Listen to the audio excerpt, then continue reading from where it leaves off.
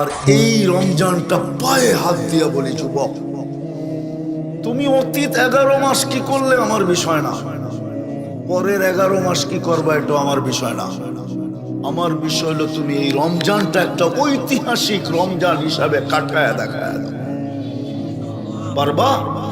যে এই রমজানকে আমরা কমর বান্দা ঐতিহাসিক রমজান হিসাবে কাটায় দেখায় দিব।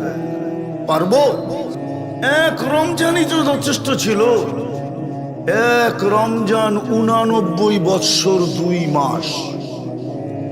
কত?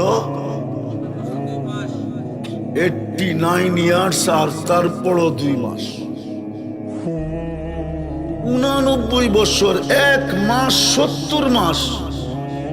আর এক লাইলাতুল কদর 83 বৎসর 4 মাস। দুটা যোগ করলে হয় 89